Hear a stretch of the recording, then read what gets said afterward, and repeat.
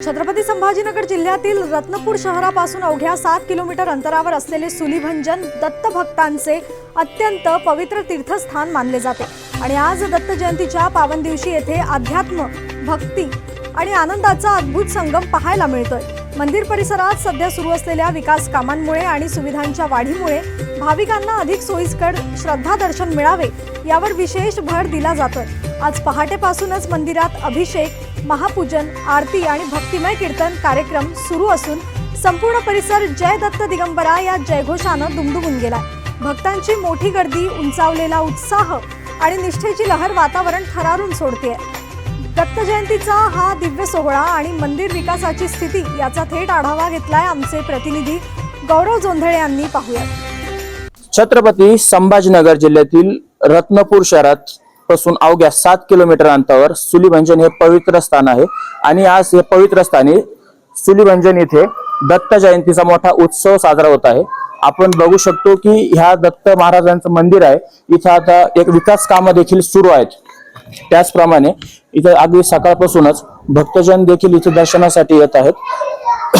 त्याच्यानंतर इथं दिवसभराचा एक जो आराखडा आहे, इथं मोठ्या प्रमाणात कीर्तन व प्रसाद हे देखील इथं वाटप होत आहे। आपण माझ्या समोर जर बघितलं तर अक्षरशः इथं दत्त महाराज यांची एक मोठी मूर्ती आहे आणि हेच ते स्थळ आहे की अतिशय पवित्र असं मानलं जातं।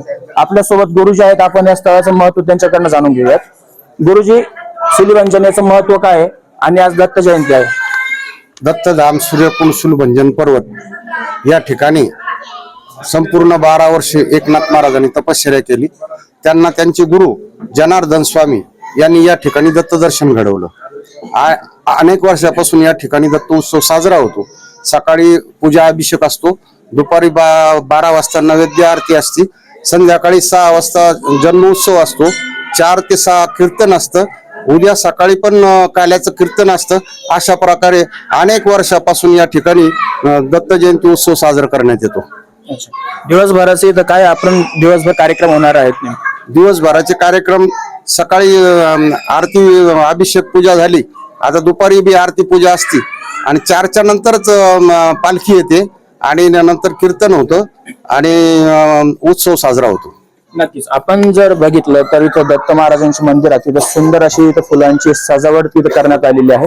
आपण जर पाहिलं तर इथं झेंडूचे फुलं असतील, अगदी असं आकर्षक अशी सजावट इथं सुलीभंजन इथं करण्यात आलेली आहे। आपण पाठीमागे जर बघितलं तर अक्षरशः सकाळपासूनच इथं दर्शनासाठी इथं भाविक दर्शनासाठी आलेले आहेत आणि या ठिकाणी श्री संस्थांमार्फत भाविकांनी जास्त गर्दी असते आणि इथं जन्मोत्सव मोठ्या संख्येने साजरा होतो। भाविक जास्त संख्येने इथं येतात, त्याकरिता इथं गाड्याची पार्किंगची व्यवस्था केलेली आहे, भंडारीची भोजनाची व्यवस्था केलेली आहे, लोकल सुरक्षा अधिकारी लावलेले आहेत आणि अशा पद्धतीने एकदम सुरक्षित बंदोबस्तात सगळी व्यवस्था केलेली आहे। त्याचप्रमाणे हे एक पर्यटन स्थळ आहे आणि इथं आता विकास कामाची देखील इथं सुरुवात झालेली आहे। अगदी एका वर्षातच हे विकास काम पूर्ण होईल, मंदिराचं काम पूर्ण होईल असं देखील इथं सांगण्यात येत आहे। आपण जर पाठीमागे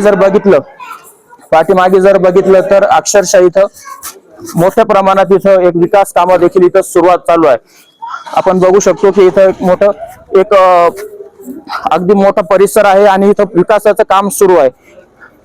आजचा कार्यक्रम म्हणजे आज सुलीभंजन इथे असा पवित्र असा मानला जातो आणि आज इथं सकाळपासूनच इथं मोठे कार्यक्रम देखील इथं पार पडत आहे। मी गौरव जोंधळे, सुदर्शन न्यूज, छत्रपती संभाजीनगर।